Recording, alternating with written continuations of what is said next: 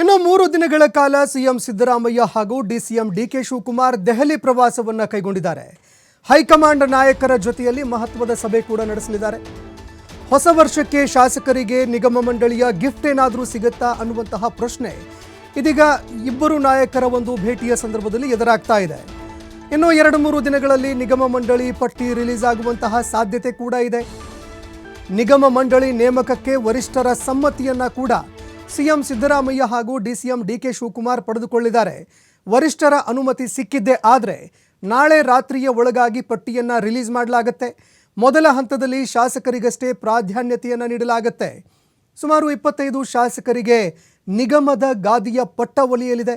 ಇನ್ನು ಯಾರ್ಯಾರಿಗೆ ಅವಕಾಶ ಸಿಗುವಂತಹ ಸಾಧ್ಯತೆ ಇದೆ ಅಂತ ನೋಡಿದ್ಯಾದರೆ Malavalli Narendra Swamy, Bhadravati BK Sangamesh, Honnali Shanthanagouda, Aland BR Patil, Bangarpet Narayanaswamy, KGF Roopa Shashidhar, Malur Nanjegowda, Anekal Shivanna, ಸಾಗರದ ಬೇಳೂರು ಗೋಪಾಲಕೃಷ್ಣ, ಶ್ರೀರಂಗಪಟ್ಟಣದ ರಮೇಶ್ ಬಂಡಿಸಿದ್ದೇಗೌಡ, ಮಾಗಡಿಯ ಬಾಲಕೃಷ್ಣ, ಮುದ್ದೇಬಿಹಾಳದ ಅಪ್ಪಾಜಿ ನಾಡಗೌಡ, ಹುಬ್ಬಳ್ಳಿ ಧಾರವಾಡದ ಪ್ರಸಾದ್ ಅಬ್ಬಯ್ಯ, ಕೊಪ್ಪಳದ ರಾಘವೇಂದ್ರ ಹಿಟ್ನಾಳ್, ಕುಣಿಗಲ್ ಡಾಕ್ಟರ್ ರಂಗನಾಥ್, ತಿಪಟೂರಿನ ಷಡಕ್ಷರಿ, ವಿಜಯನಗರದ ಕೃಷ್ಣಪ್ಪ, ಶಾಂತಿನಗರ ಹ್ಯಾರಿಸ್, ವಿನಯ್ ಕುಲಕರ್ಣಿ, ಧಾರವಾಡ ವಿಜಯಾನಂದ ಕಾಶಪ್ಪನವರ್ ಹುನಗುಂದ, ಬಿಜಿ ಗೋವಿಂದಪ್ಪ ಹೊಸದುರ್ಗ, ಅರಸೀಕೆರೆ ಶಿವಲಿಂಗೇಗೌಡ, ಚಳ್ಳಕೆರೆ ರಘುಮೂರ್ತಿ, ಶೃಂಗೇರಿ ಕ್ಷೇತ್ರ ರಾಜೇಗೌಡ, ಎಚ್ಡಿ ಕೋಟೆ ಅನಿಲ್ ಚಿಕ್ಕಮಾದು, ಈ ರೀತಿಯಾಗಿ ಹಲವಾರು ನಾಯಕರ ಹೆಸರನ್ನ ಪಟ್ಟಿ ಮಾಡಲಾಗಿದೆ. ಇವರೆಲ್ಲರೂ ಕೂಡ ಸಂಭಾವ್ಯ ಪಟ್ಟಿಯಲ್ಲಿದ್ದಾರೆ. ಇದ್ಯಾವುದು ಕೂಡ ಫೈನಲ್ ಅಲ್ಲ, ಆದರೆ ಇವರೆಲ್ಲರಿಗೂ ಕೂಡ ಸಿಗುವಂತಹ ಸಾಧ್ಯತೆ ಇದೆ ಅಂತ ಹೇಳಲಾಗ್ತಾ ಇದೆ. ಇನ್ನು ಪ್ರಮುಖವಾಗಿ ಲೋಕಸಭೆ ಚುನಾವಣೆ ಎದುರಿಗೆ ಬರ್ತಾ ಇದೆ. ಇದೇ ಕಾರಣಕ್ಕಾಗಿ ಸಿಎಂ ಸಿದ್ದರಾಮಯ್ಯನವರು ಈ ವಿಷಯಕ್ಕೆ ಸಂಬಂಧಪಟ್ಟಂತೆ ಚರ್ಚೆ ಆದಂತಹ ಸಂದರ್ಭದಲ್ಲಿ ಹಿರಿಯ ನಾಯಕರಿದ್ದಾರೆ, ಅನೇಕರು ಅಸಮಾಧಾನಗೊಂಡಿದ್ದಾರೆ. ಅವರೆಲ್ಲರನ್ನೂ ಕೂಡ ಸಮಾಧಾನ ಪಡಿಸಬೇಕಾಗಿದೆ ಅನ್ನುವಂತಹ ಕಾರಣಕ್ಕಾಗಿ ಮೊದಲ ಪ್ರಾಧಾನ್ಯತೆಯನ್ನು ಯಾರ್ಯಾರು ಶಾಸಕರಿದ್ದಾರೆ, ಅದರಲ್ಲೂ ಹಿರಿಯ ಶಾಸಕರಿದ್ದಾರೆ, ಅಸಮಾಧಾನಿತ ಶಾಸಕರಿದ್ದಾರೆ, ಅವರಿಗೆ ಪ್ರಾತಿನಿಧ್ಯತೆಯನ್ನು ಕೊಡೋದಕ್ಕೆ ಮುಂದಾಗ್ತಾ ಇದ್ದಾರೆ. ಯಾಕಂದರೆ ಮುಂದೆ ಲೋಕಸಭೆ ಚುನಾವಣೆ ಬರ್ತಾ ಇರೋದ್ರಿಂದಾಗಿ ಯಾರ್ಯಾರು ಅಸಮಾಧಾನಿತರಿದ್ದಾರೆ ಅವರನ್ನು ಸಮಾಧಾನಪಡಿಸುವಂತಹ ಅವಶ್ಯಕತೆ ಬಹಳಷ್ಟು ಪ್ರಮುಖವಾಗಿದೆ. ಅದಾದ ಬಳಿಕ ಕಾರ್ಯಕರ್ತರಿಗೂ ಕೂಡ ಮಣೆ ಹಾಕುವಂತಹ ಸಾಧ್ಯತೆ ಇದೆ.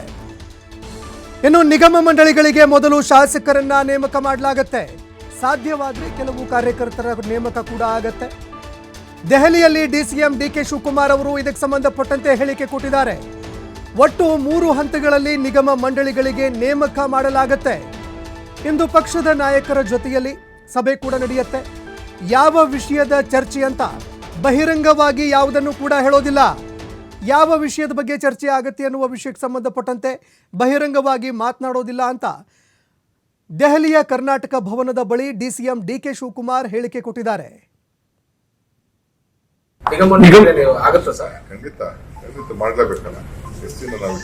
ಮೊದಲ ಹಂತದಲ್ಲಿ ಎಷ್ಟು ನಿಗಮ ಮಂಡಳಿಗಳನ್ನ ಭರ್ತಿ ಮಾಡಲಾಗುತ್ತೆ ಅಂತ ಹೇಳಕ್ಕಾಗಲ್ಲ. ಹೆಚ್ಚು ಕಮ್ಮಿ ಶಾಸಕರದ್ದು ಫಸ್ಟ್ ಲಿಸ್ಟ್ ಮುಗಿಸ್ತೀವಿ.